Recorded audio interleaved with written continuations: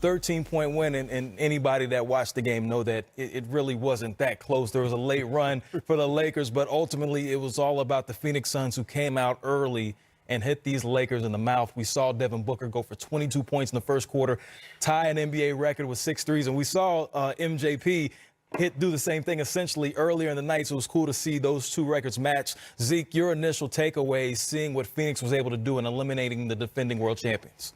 My two takeaways, Devin Booker, not only, we're seeing that he's totally arrived. Trae Young, these young players are stepping up. It's a new day on the block. It's some new kids that have stepped up, and they're not kids anymore, and they've developed. And the other thing that I saw that in this series, where I thought Monty Williams, from a coaching standpoint, I thought he had Vogel just scrambling. I mean, Monty had control of the series from a chess game, and we saw the Lakers playing lineups, playing people together that they haven't played combinations all year long. And once they started making those type of changes, I felt like the Lakers were totally out of rhythm, totally out of sync. And you got to give Monty Williams a lot of credit for just, turning the screws. Oh, you want to put that one? Okay, I'm going to put this one in.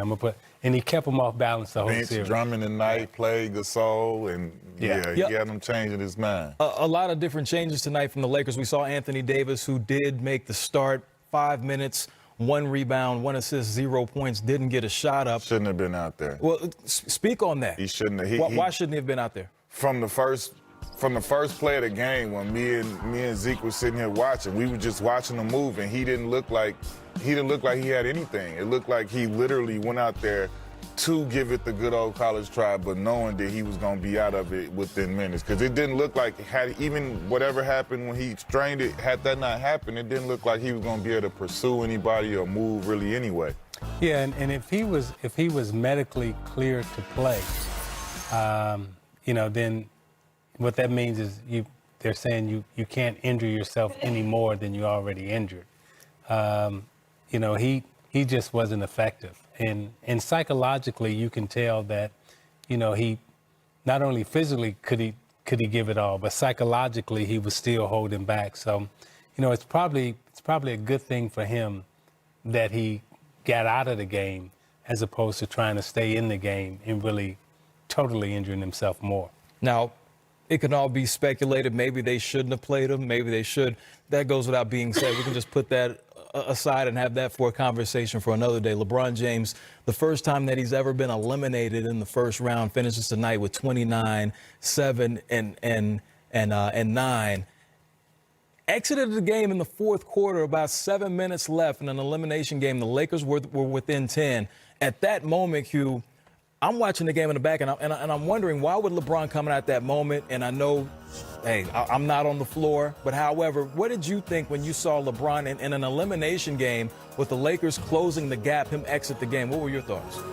I kind of looked at it as this was kind of the nail in the coffin, because I didn't think they would continue to push forward and come back with him going to the bench that way. And I just looked at it as like, okay, as it was going, because they were kind of surging a little bit, closing it up. But then once he came out, I was like, I didn't think they were going to continue to surge. And I mean, kind of it went the other way then. Yeah, because it started. And from a coaching standpoint, and you played for me before, like I would be in the game. You tired of coming? He gonna turn around and wave you off. You good?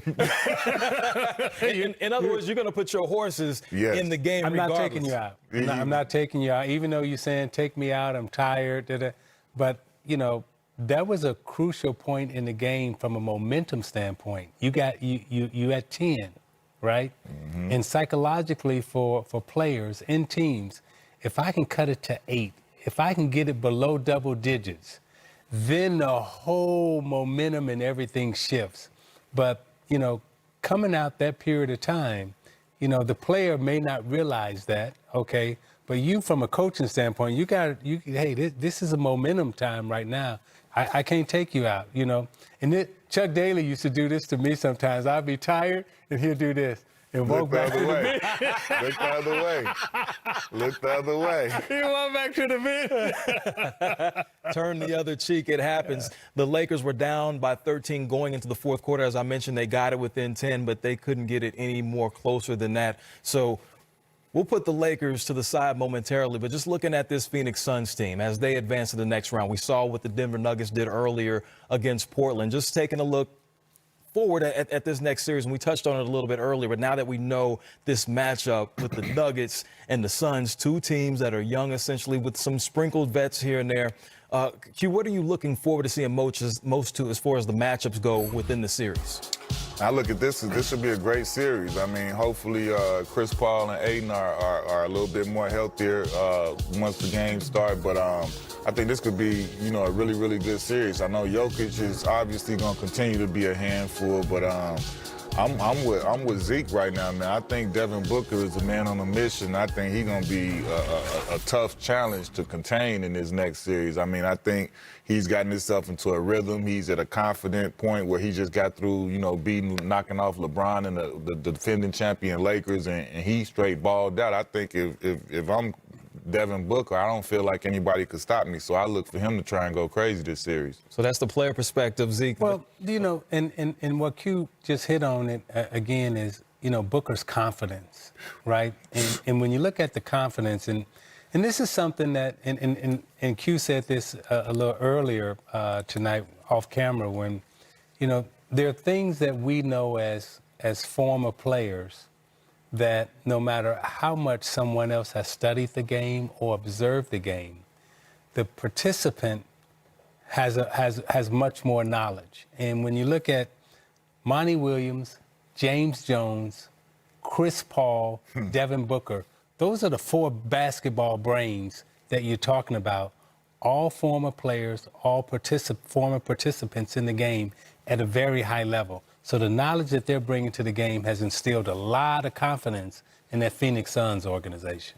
Indeed it has, and we see them advance tonight. They will go on to the conference semis to face the Denver Nuggets. In the meantime, this is what I love about live television. We think one thing's going to happen, and it doesn't necessarily happen like that. So we'll go to the Twitter. This